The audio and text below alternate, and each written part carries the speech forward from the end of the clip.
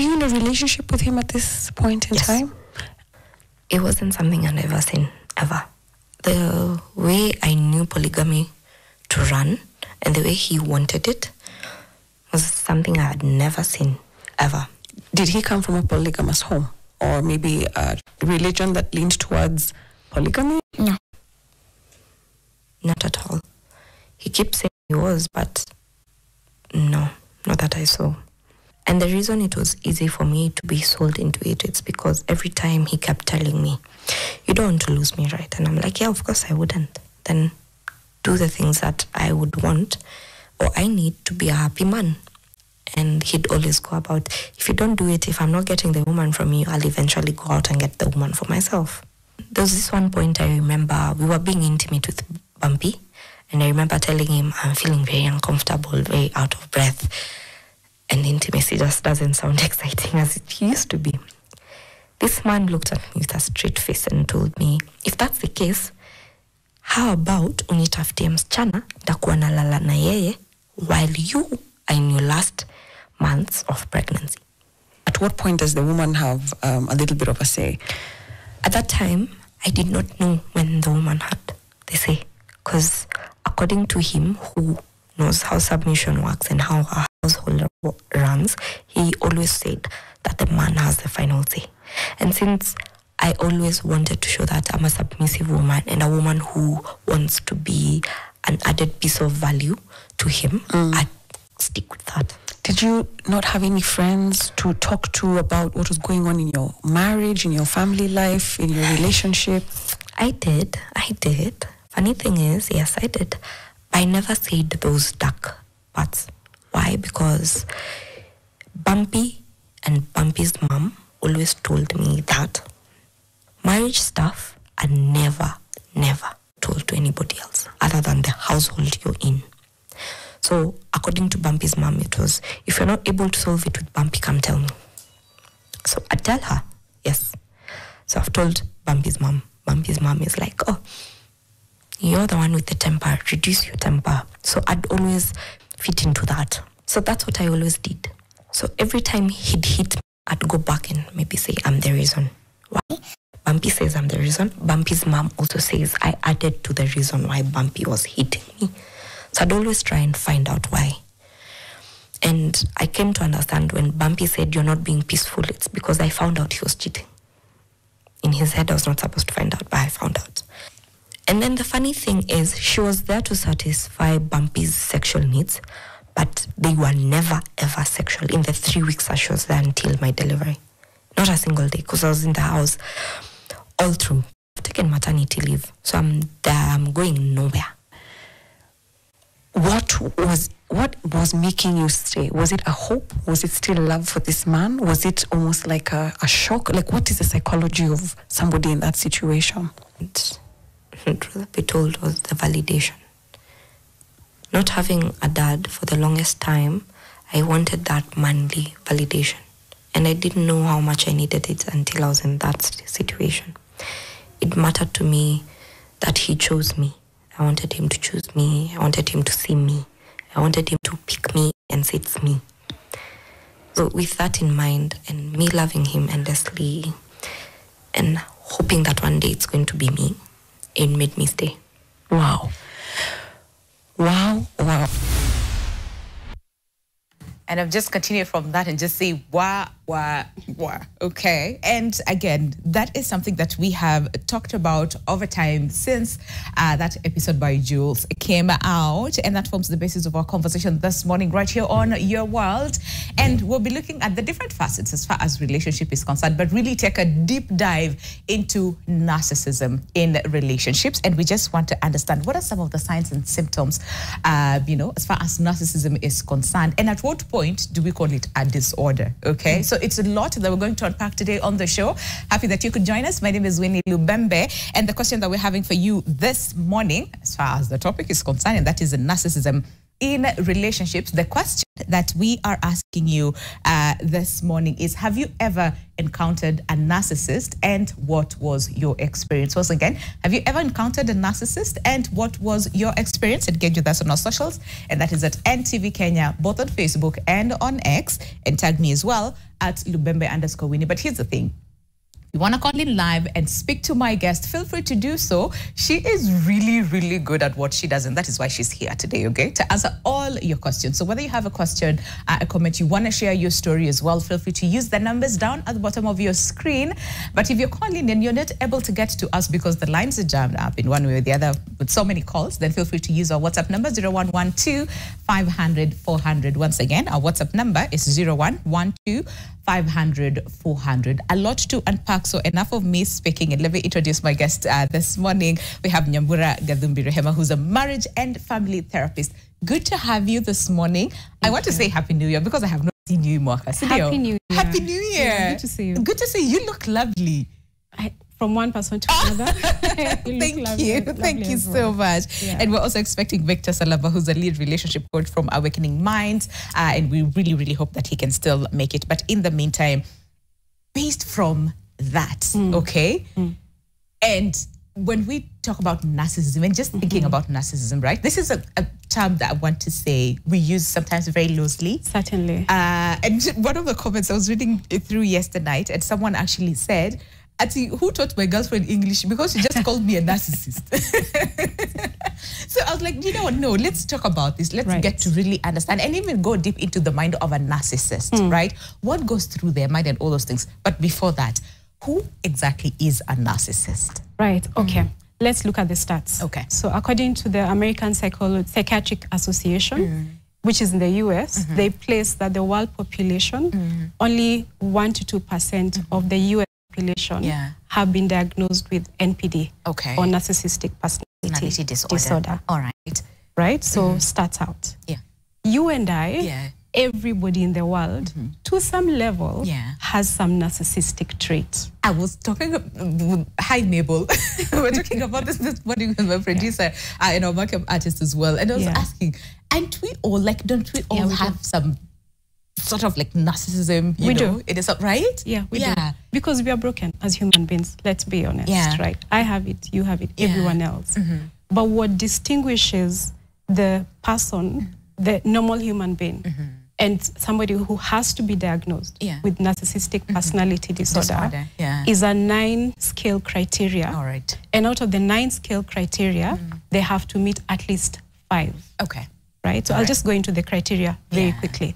So the first is that they have high delusions of grandiosity. Sheesh. Okay.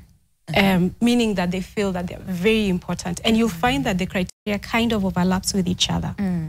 So they have one, delusions of grandiosity. All right. The second one is that they are highly entitled. Because, I mean, I'm the king, right? So I'm highly entitled. Yeah. The third is that they have an idealistic view of limitless beauty, power, success. Okay. Right? So where idealistically, I am this person who is extremely beautiful, or I'm this person who's extremely powerful, or I'm this person who everything is just perfect. Right? All right. The fourth is that they expect excess praise and adoration. Okay. Because I mean, I'm powerful, I'm beautiful, I am this, I am that. So you should bow to me. Okay. The fifth is that they believe they're special.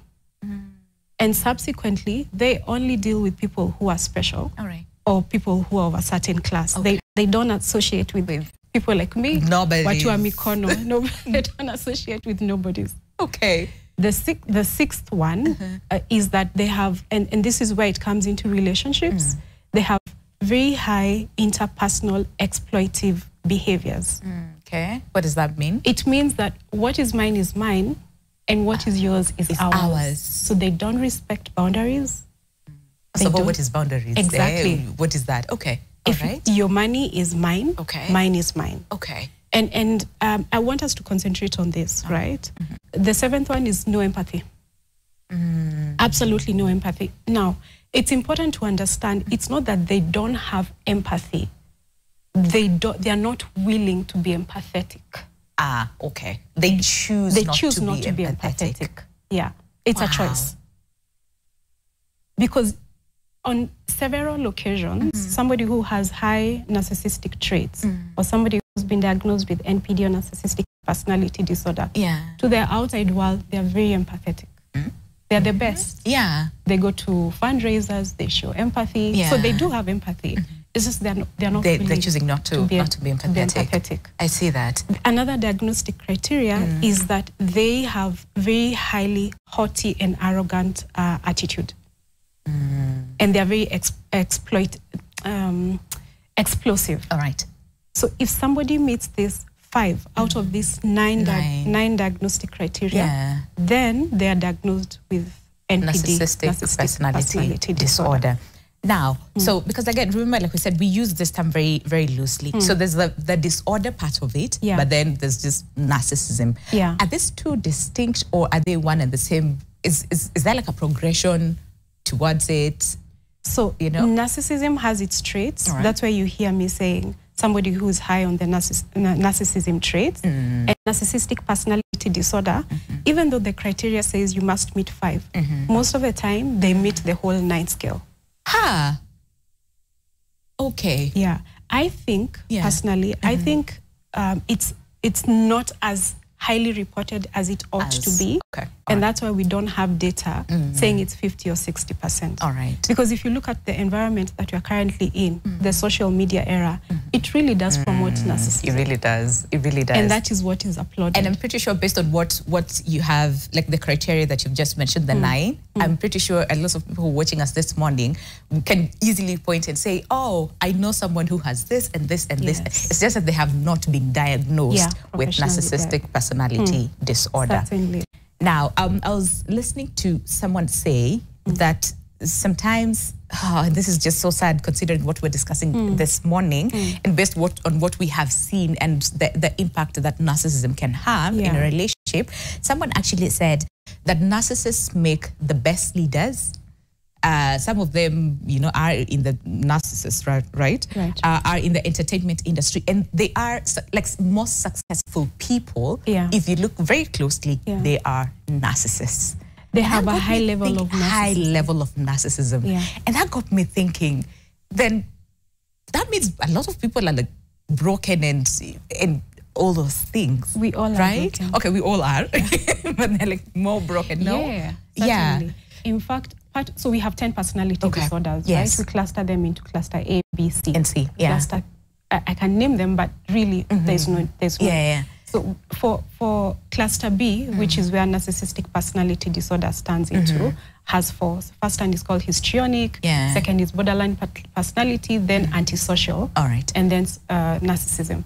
And antisocial, you have 2 subsets. You have sociopathy and psychopathy. Now, sociopathy has a high degree of narcissism. Psychopathy has a high degree of narcissism. Okay. The thing that distincts between sociopathy and psychopathy and narcissistic personality disorder is that sociopathy and psychopathy, there's data to show that they actually lack empathy. Now, so then what does narcissism look like in a relationship? Because that is what we're focusing on today. And I think we'll also have a separate discussion, narcissism in workplaces. Because again, if this person is with all these traits that you have mentioned, they exist in our society. So they are in workplaces, they are in, relationship, they are in leadership positions. So we can, in families, yes, So what exactly does it look like in a relationship? Because you hear a lot of people say, but when we started, they were the best. They were there for me all the time. They would, shower me with gifts and all those things. So what exactly does it look like? But before you answer that, we have a caller on the line, and then we'll come back to understand, right? So we have Saida on the line. Good morning, Saida. Can you hear me? Saida, are you there? Hello. Hello, good morning. Could you kindly speak up so that we can hear you, Saida? Saida, are you there? Oh, okay. All right. Good morning. Thank you so much for calling us this morning. Do you have a question or a comment? Hello. Hello. Yes, I can hear you. Do you mind turning down the volume of your TV so that we do not have the feedback and we can hear you clearly? No, we've lost her. Okay. All right. But please call us back, Saida, so that we can hear either your comment or your question if you have one. But yes, narcissism in relationships. What exactly does that look like? We possibly might be here the whole day. The whole day. Okay. But let's understand one thing. Yeah. There are a lot of studies that have been done within the narcissistic kind of pool. I think amongst the pioneering individuals is Dr. Ramani, amazing lady. She's possibly one of the few therapists to be certified to have therapy with a narcissist. Because that takes a whole other science. Yeah. What Dr. Ramani says, and I quote her as the source because of her research, is that before a narcissist or before somebody who has a high scale of narcissism gets into a relationship, they evaluate. It's targeted. Okay. It's somebody understanding this person is predisposed to have high levels of empathy, or I can take advantage of them here and there. Okay. So it's never, I want to say this carefully. All right. It's never a coincidence. Okay. Because even with my clients, when we go back, there's always a pattern of, even when we were meeting the first time, I just felt like something was off. Most people who are high on the scale of narcissism in relationships play the savior role. I'm going to come in, scoop you from the problem that you have, offer you the solution, make you feel so loved and so accepted, place you on a pedestal that you've never been placed before, affirm your whole existence, accept you, and that's who you fall in love with. Do you fall in love, or do you think you have fallen in love? No, with? you do fall in love. You do fall in love. Okay. Now, what's the causality? What's the effect thereof? Remember the diagnostic? The person who's high in narcissism is doing this because they know they're the it. When they place you on a pedestal, where will all the praise go? To them. Yes. There's no one like you. You're like the best. So they're meeting their own emotional needs. The narcissist is meeting his or her own emotional needs. And don't really care much about the other partners. Okay, let's put a pause on there. Saida is back on the line, and then we'll come back and pick up from there, right? So Saida, good to speak to you this morning. If you can hear me, kindly confirm and confirm whether you have a question or a comment for Nyambura. Saida, I'm still having trouble hearing you. Okay. All right, Saida, let's, I really hope that I can speak with you this morning. But then, so are there specific, I want to say like personality types that might be quote unquote prey to a narcissist? I'll say, I'm not going to say prey. I would say predisposition. Predisposition. I think that's a kind of word. All right. Mostly people who are empathetic. Because we just want people to be, we just want like I just want you to love me. I want you to be, I just want you to be okay. What I have seen, and I stand corrected, is also, and this I say very carefully, is a need to be accepted. If you do not know you have that emotional need to be accepted, when this savior comes and scoops you out and places you on a pedestal, and you feel like you're the only woman in the world or the only man in the world, you become very, unfortunately, very easy target to be in a relationship with a narcissistic individual. Now, it's important to say that for the victim who's gone through narcissistic abuse, it was never their fault that they were in that abusive relationship. It was never their fault, unfortunately. It was this person, somebody who was in dire need of acceptance, who needed to be loved in a specific way. Yeah. And unfortunately, they took advantage of them. Yeah. That's the reality. Okay. Yeah. Now, we asked a question, and that is, have you ever encountered a narcissist and what was your experience? And a lot of people have a lot to say. So let me just go through what some had to say. So this is Melda Nakurenya on Facebook rather, says, never accountable for their own mistakes. It's always about others. Absolutely. I mean, remember, like you said, from the criteria, they're perfect. I mean, how on earth can they, they're never wrong, all right? And then another one says, this is Peter Moniki, says, blame game. Okay. And then another one says, this is Azaria Wanjao, still on Facebook, says, emotional manipulators, killers of one's conscience, and when asked what the problems, anasema, na discuss na marafiki, and I'm spying on his life, but the behavior he is into, no one can withstand. Then someone else says, this is Kayumbi Ayub, says, before you open your mouth, they have already answered. And then another one still continues to say, blame game. This is Gifted and Ndombi. And then another one says, this is a bit of a long one. Where? Okay. And I think you have mentioned most of those things, that they said. This is Patamai, who says, narcissistic behavior is a pattern of thinking and acting that is characterized by an exaggerated sense of self-importance and lack of empathy, exactly what you've mentioned. Certainly. And continues to say, people with narcissistic personality disorder may also have inflated sense of entitlement, and a need for constant admiration, and has listed all the symptoms, and something that we've also mentioned and will continue to talk about.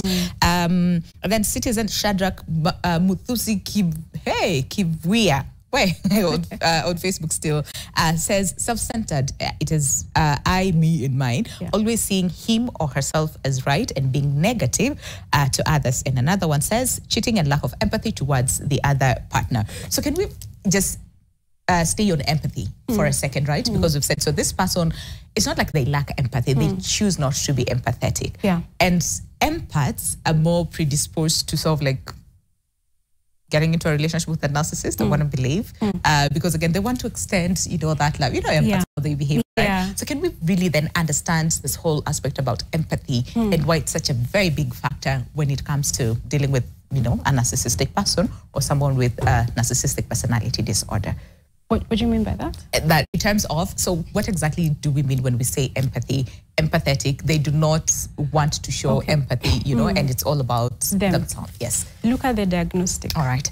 Grandiosity. I'm the most, I'm the creature that God created, and there's no other. The earth is lucky to have me. So you're lucky to be around me. Yeah. Why should I show you empathy? The other criteria is, I'm special. You're not. Yeah. You're lucky to be conversing with me. Why should I show you empathy? Yeah. I'm the best. Yeah. Another criteria is that idealistically, I'm perfect. Okay. You're not. We are not on the same level. So why should I show you empathy? Yeah. You're lucky to be in my presence. That is just... Can we then talk about the magnitude of the impact that in itself has in a relationship? Because it's very one-sided, right? It is absolutely one-sided. One-sided, yeah. I think one of the worst things I have seen about victims who've been in, we call it narcissistic abuse, is that literally this person will suck the life out of you. You become a shell of who you are. You become a shell of your former self. And it's because, as one of the audience has said, and part of the criteria, is that you're the problem. I'm perfect. Yeah. I'm this great creation. You account to me, I don't account to you. To you, yeah. Remember the interpersonal exploitive behavior. So anything that is wrong in this relationship, it's your fault. It's your fault. You don't love me enough. And this is one thing I want to say. You will find that if you're in one of the effects of, or rather one of the traits of narcissistic abuse is that you're constantly being compared with people outside the relationship, and it's subjective. Yeah. It's never objective. Okay. It's look at your friends, they take care of their wives, they take care of their husbands, because now there's an increase in wives abusing their husbands. Yeah. look at your friends, look at how much they love their husbands. You don't do this to me. If you loved me like this, we would not have a problem. Also, you who's in a relationship with somebody who's high on narcissism, you go roundabout. You take loans. You try and talk to friends. Just to please this person. Is never enough. Does it always, I know we're supposed to go on a break, but I'm just, before I forget this question, does it always begin as that? Because I've had a lot of people say, but they were really good to me. They were there for me. They would provide this. Anything that I needed, they would provide. Like I would never struggle for anything. And I'm not just talking about materially, but emotionally, they were there for me. I would never have to, force myself to talk to them. It's very easy to talk. Does it always start like that and then builds on to something that we can't see? You see, in this dyad, at the start, so the dyad is the two partners, right? So the victim and the perpetrator. Okay. All right. Then the perpetrator is the one who has high skills of narcissism. All right. So what's happening at the start of the relationship is that there's a lot of adoration and praise from the victim to the perpetrator. Okay. Because it's you've loved me like you're the best. So posted on social media. Karibu hata LinkedIn work. Posted everywhere. Yes. And once, because just like in every other cycle, things have to start being normal. They start being blamed that you're not quote unquote worshipping me as you used to. And it starts in very subtle things. Oh, your eyebrow isn't well done today. And then you take it as, oh my gosh, he pays attention to me. And they're telling me the truth instead of lying to me. But that's subtle control checking in. It goes in from your eyebrow to the way you're dressed to how you're talking. And that's when they're stripping, slowly by slowly, they're stripping the identity yourself. Out of you. And so today you fix your eyebrow, then tomorrow it will be the color of the else. And you see how cyclical it becomes, and it's very confusing. And then one day a comment is thrown in like, oh, you look so amazing. And then you go back to the cycle of, oh, thank you so much for recognizing this, and you're the best boyfriend or girlfriend or husband or wife I ever had, and all these things. Then the next day is, so you're constantly in a state of confusion and chaos, and that does something to your brain. 100%. Because abuse rewires the brain. Absolutely. Let's take a break because that's this is a lot. Okay, so let's take a break, just internalize, and then when we come back, would want to understand. So, is there a possibility to first of all heal? Because it's a lot. If someone strips away who you are and you're left with nothing, just a shell, you can't. If someone asks you who you are, you don't even know what to say.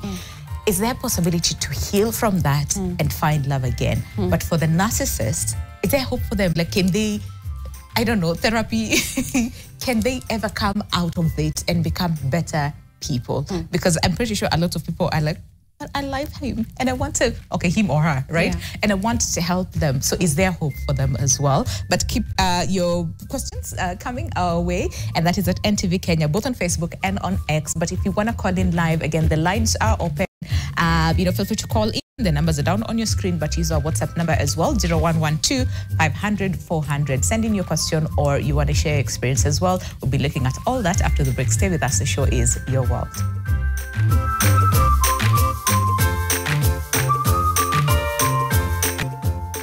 All right, welcome back. The show is Your World. 32 minutes past the hour. Time really, really flies. There's so much that we need to cover as far as narcissism is concerned in relationships.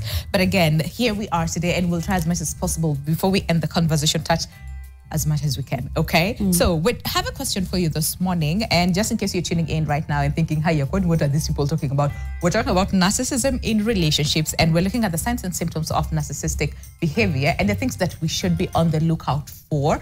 We said this before we ended, before we went on a break, and we said, so is there hope then for someone who has been in, a relationship with a narcissist? Is there hope for them to heal and find love again? Because it can be scary, right, to think about falling in love, again. But the question that we're asking you this morning is, have you ever experienced a narcissist, and what was your experience? Once again, have you ever experienced a narcissist, and what was your experience?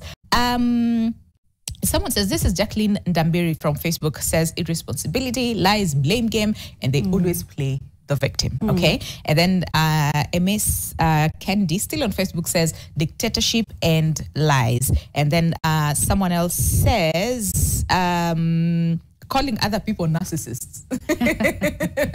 Narcissists in itself. Yeah. And then Ochieng Beryl says lies. So there's so much feedback on here, but we have Sadia back on the line. Sadia, good morning. It's good to speak with you this morning. I hope now you can hear me and I can hear you. I can hear you. Yeah, I can hear you. Fantastic. Fantastic. Okay. Yeah. So you're calling this morning. Do you want to share your experience a little bit because of the question that we're asking this morning, and that is, have you ever experienced a narcissist? Absolutely. Well, I've been in a narcissistic marriage for 5 years. Okay. Yeah, I covered narcissist at that. And I met this guy, and in 3 months we were married. In those 3 months, I received so many gifts that I've ever received in my life. Yeah. This guy bombed me to death. Like he couldn't even breathe. Yeah. I just felt like I was suffocating. But anyway, I gave in. We got married. After we got married, things changed. Yeah. Yes, he was providing. As far as financial was concerned, he was very okay.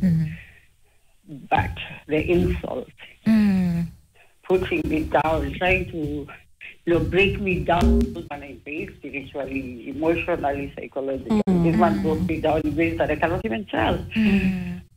He made sure we mixed our finances up. Like we had a joint account.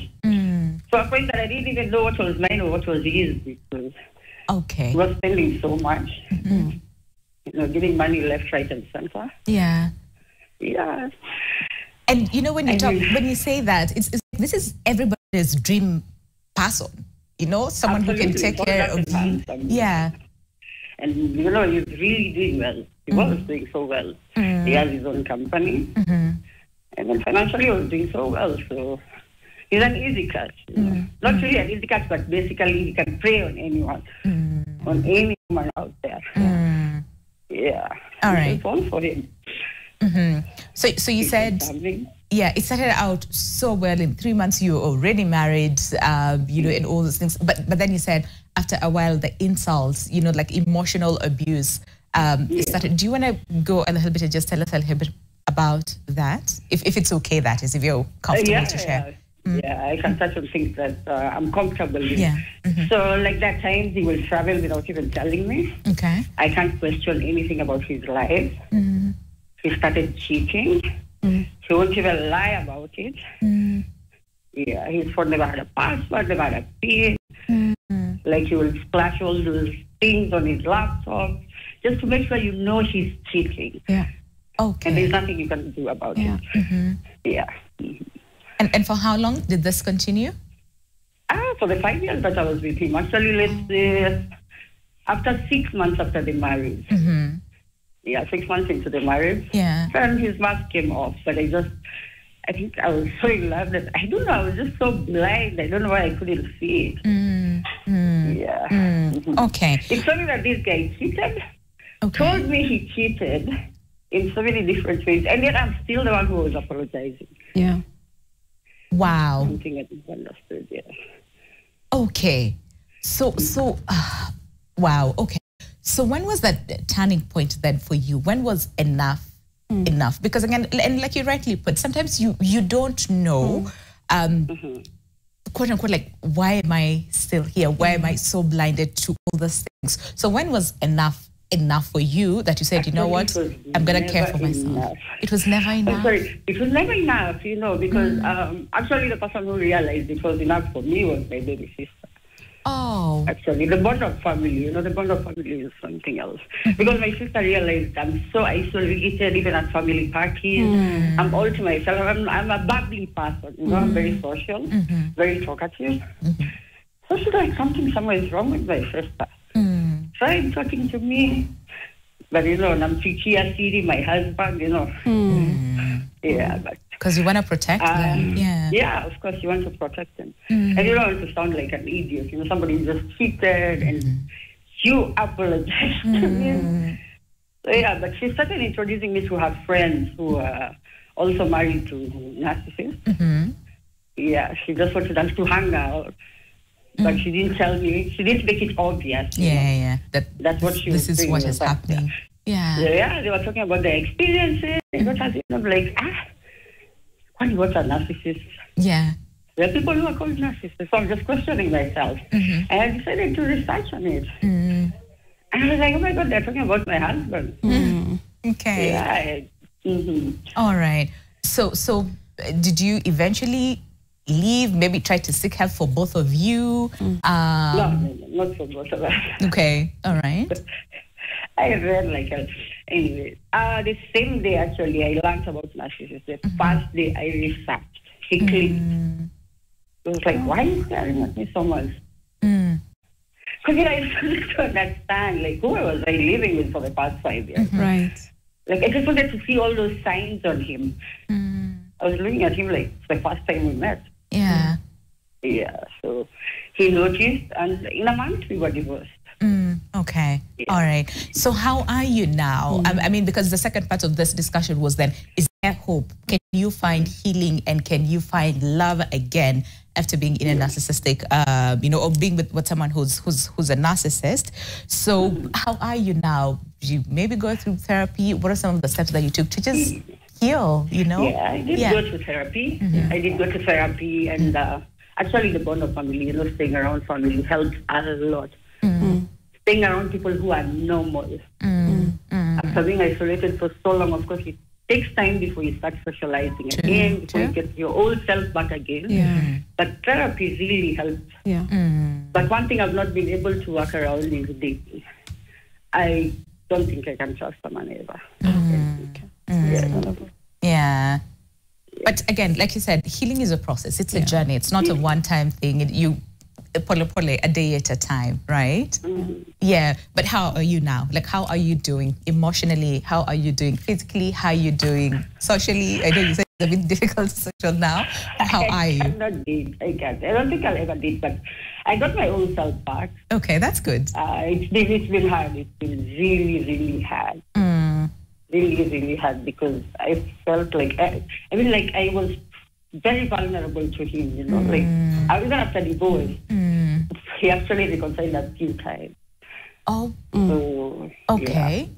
So it's been really hard. So I had to move away from where he lives. Completely change my town. I had to change my line, change my friends, like the common friends we had. So I had to go back to my therapist, and I was like, I'm still falling for this man. I don't get it. Why am I still going back to him after everything he did to me, and now that I know? Yeah, and she was like, you're still not. I see that. I see Mm-hmm. that side, yeah. And it's a good thing that you actually sought therapy and to just help you heal and find yourself again. Like you said, you found yourself again, which is a good thing to hear this morning. I'm here with Nyambura, who's a marriage and family therapist. So is that one thing that maybe you would want to ask her as in this journey towards healing? Sorry, that has really bugged me is the nightmare. Yeah, because I've had constant nightmares since the divorce. Yeah. All right. I'm very jumpy. Yeah. Kitu kidogo tu ikianguka hata kijiko, like I'm about to collapse. I'm about to get a heart attack. Yeah. All right. Please stay on the line as she answers that, Sadia. Right. So, Saida, I'm so sorry that you went through that. Thank you. That is something that completely breaks an individual. But I really also commend you for taking the very courageous step of leaving, because it's not easy. So what you're experiencing is actually very classic effects of narcissistic abuse. Saida is displaying symptomology of PTSD. Because abuse is abuse, and abuse rewires the brain. The rewiring of the brain is the brain scans her environment and constantly perceives that she's in a state of threat. Okay. And so if the brain sees that you're in a state of threat, your body gets something we call hypervigilance. And that's why, Saida, you're saying if something drops, you're very jumpy. And sometimes you can even find yourself being very irritable. What I would, and this I'm giving out of a lot of science, you want to achieve a level of internal emotional safety within your body, and there are certain things that you can do. One of them is massage. If you want to go for a massage, one of the massages that I know that are very powerful for that is something called shiatsu massage. So you can just Google, where can I get shiatsu massage? The other thing is, together with your therapist, you want to work on internal skills to promote emotional safety within your body. Yeah. The nightmares that you're experiencing is constantly you being in a marriage where you're constantly worried on what is next, what's coming next, what's coming next.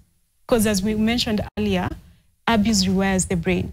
So together with your therapist, you want to work on what we call safety emotional experiences to make your body, your mind realize that I'm no longer in the abusive environment, and subsequently the body coming back into emotional safety internally. I see that. Yeah, I see and, that. and it will take a long time. And this is the worst thing about abuse, narcissistic abuse, and really any other kind of abuse, is that it really takes a long time before the individual achieves emotional safety within themselves. But Saida, there's something you mentioned earlier when you were on call, and you said that prayers really help.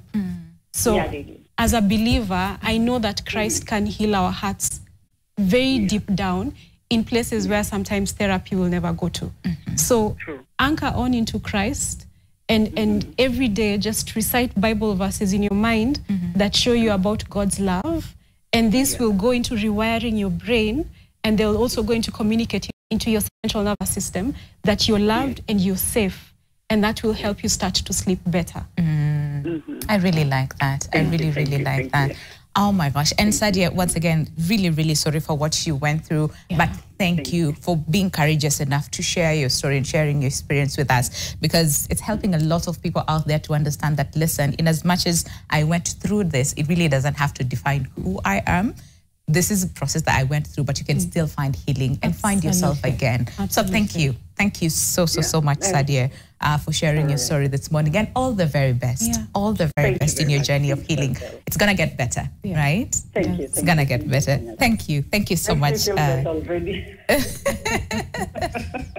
Thank you so much, Sadia, and all the very best, really, in your journey of healing. Really, really appreciate it. All right. So, and for someone who is watching us and saying, you know what, I because Sadia also said that I don't know if I can trust anyone ever again, right? So, and I know you've mentioned this a little bit, but so then how do we get there before we even think about, therapy and all those things? Because again, therapy is a whole aspect that a lot of people are even scared, because now you have to face your demons, right? So that you find healing. So what are some of the steps to, and even just removing yourself from in the first place? Okay, because this is a very complex kind of abuse in terms of the narcissistic abuse.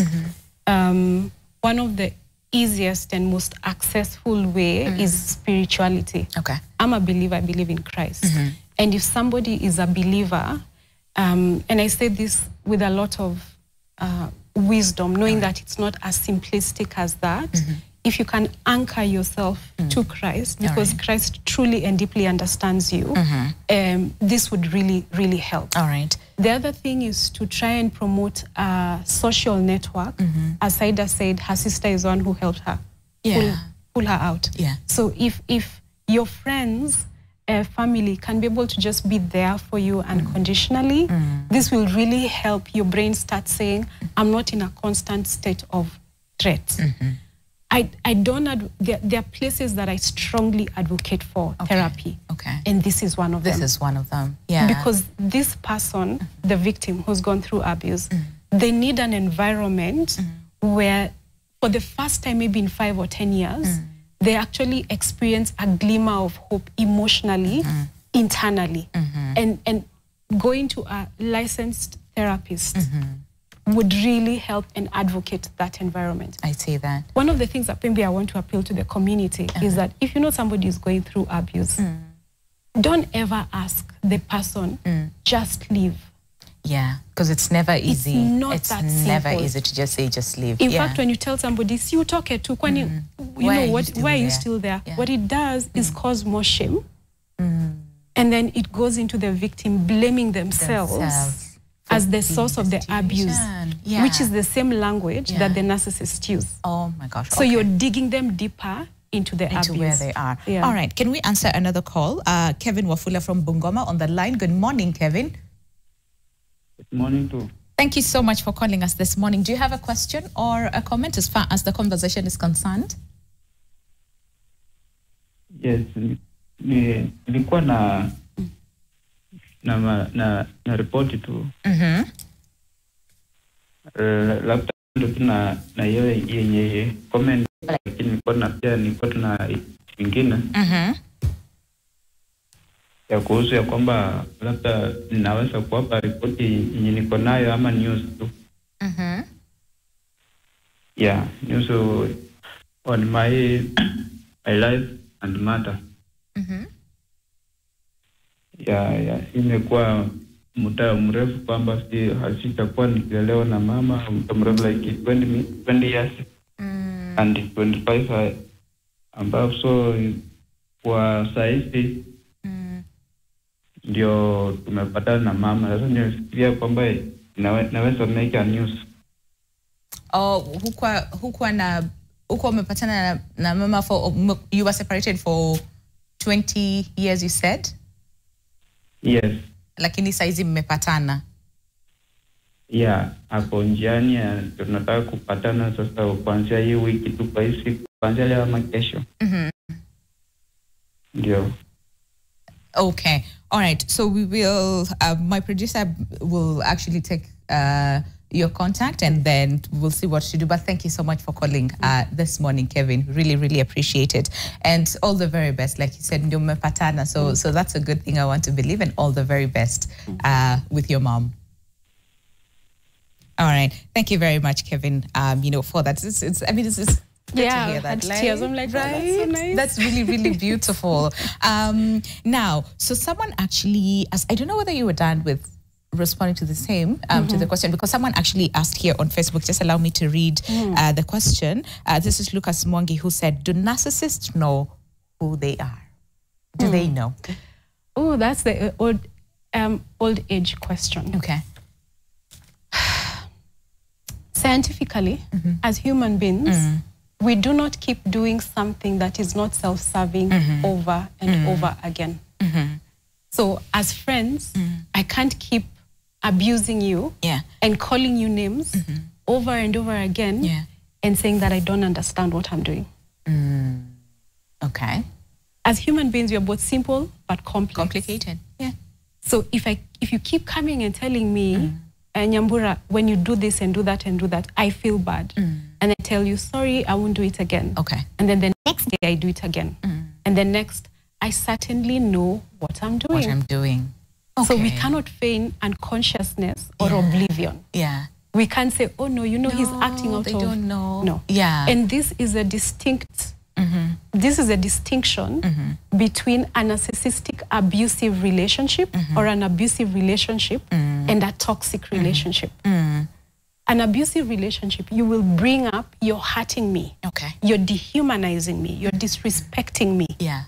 But the disrespect will keep going. Continue. Yeah. The toxic is, listen, when you do this, this is how I feel. Yeah. So you'll find there's a point where there's understanding, there's quietness, and then a situation happens, and then we are back into that toxicity. All right. There's definitely evidence of change in the quote-unquote toxic relationship, and if individuals are willing to work on it, they do get out of the toxicity. Okay. But in an abusive relationship, it keeps going on. Going. The person is aware of what they're doing. So then... So because like you said earlier on, so for the victim, it's don't ever say, see you talk, because it's never easy. It's never easy, right? So before they even get to that point where they decide to leave, if they find the strength to leave, right? So what should they do? If someone is in that situation right now and they're saying, I don't know what to do. Because remember the traits that you said, right? Extreme manipulators, you're always on the wrong. You try to appease them. It is never enough. So what can someone do? What they can do, which is of easy access, right now, if they're not able to afford therapy, remember this is the one area I say, if you're in an abusive environment, please seek therapy because it gives you that still. Prayer, spirituality. Yeah. please Google Dr. Ramani. She has many videos on narcissism that will empower your brain into knowing what you need to do. Because life is life. There are certain situations where an individual will say, I am married to somebody who displays high levels of narcissism, but he or she provides. Okay. We have children together, and I am not willing to leave. Okay. And that's okay. We don't judge. That's fine. The person understands why they're not able to leave. So this person then would then learn how to live in that kind of environment. It's quite triggering, and it's not easy, and possibly there will be very minimal thriving. But in that situation, in that environment. That's a better awareness than saying my partner will change one day. Because science has shown that narcissism only keeps getting worse as the years pass by. And in family systems, we have observed that a spouse who abuses another spouse, it's only a matter of time before they start abusing the children. With the same narcissistic abuse. Oh, not the children. Yeah, it goes to the children. Oh, goes to the children. Oh, no. Yeah. Okay. Oh, wow. This is a lot. So, but even for the narcissists themselves, because like I said, we cannot excuse this behavior because they clearly know what they're doing. So then is there hope for them in terms of science quote unquote change something? A lot of science that has gone into the understanding the world of narcissism has shown that because it's a self-serving kind of personality disorder, and they even question, is this a disorder or not? Or not, yeah. Because it's self-serving, why should I change? Why should I change? Yeah. And the thing with cluster B personality disorders that separates cluster A and C is that cluster B is self-serving, where cluster A and C causes internal distress. Okay. All right. With internal distress, I want to change. I don't want to feel the anxiety and the tension that I feel, so I want to change. Yeah. But cluster B, it's self-serving. I'm the greatest, I mean, the mightiest. You should worship me. You're very lucky to be in my space and in my area. Yeah.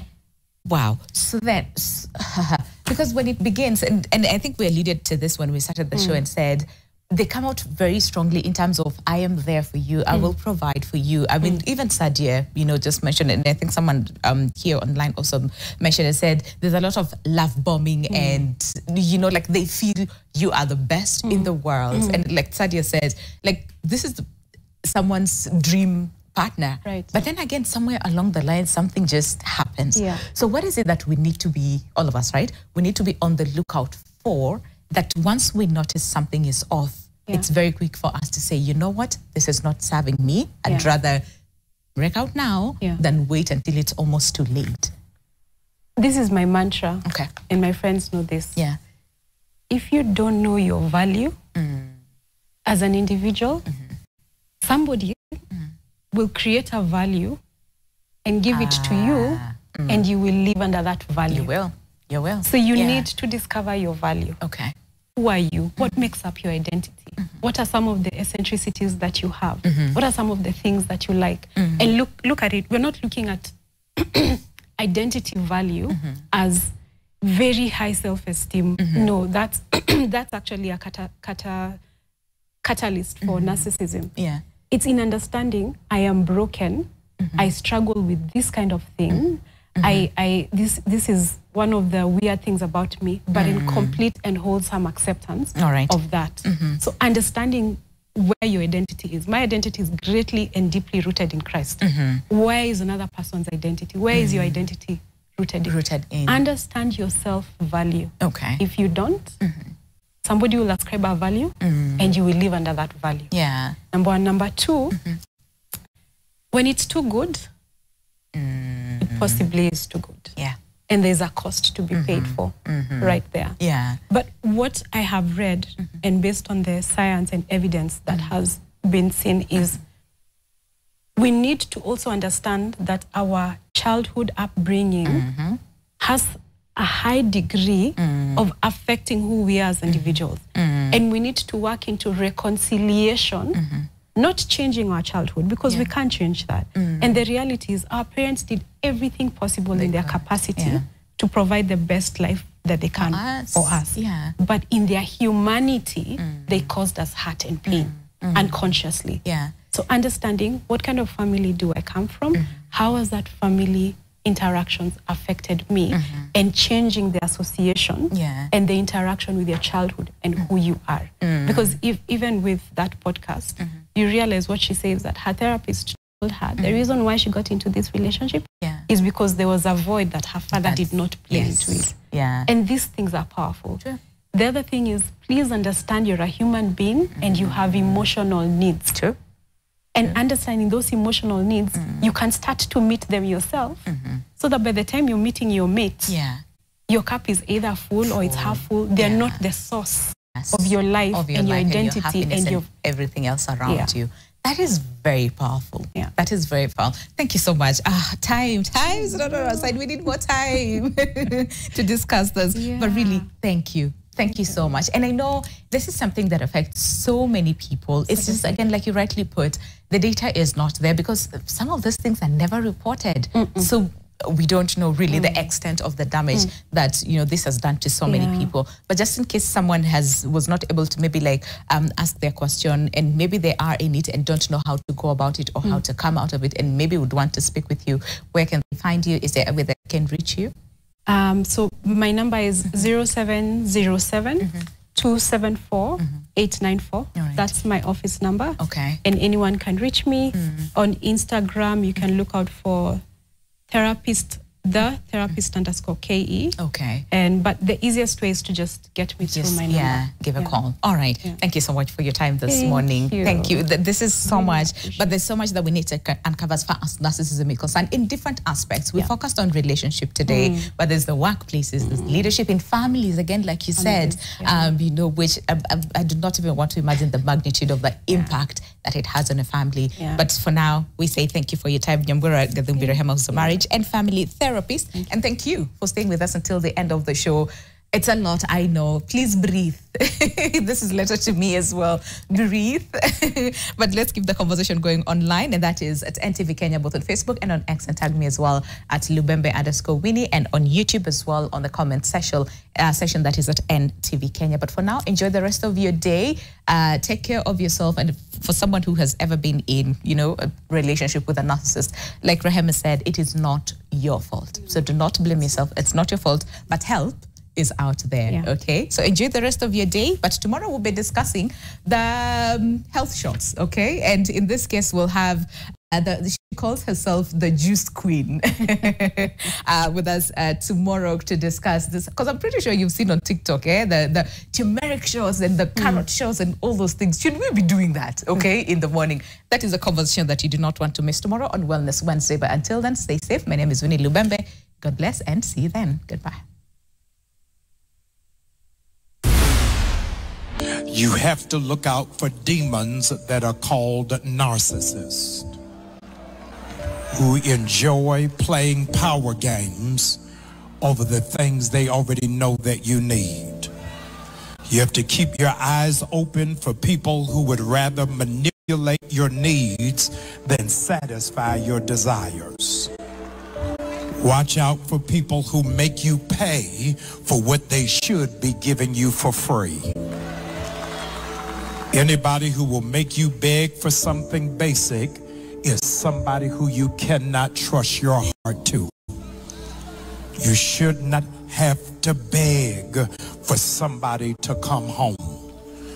You should not have to beg for somebody to respond to your text message. You should not have to beg for somebody who you live with to speak to you. You shouldn't have to beg for common courtesy, decency, and respect.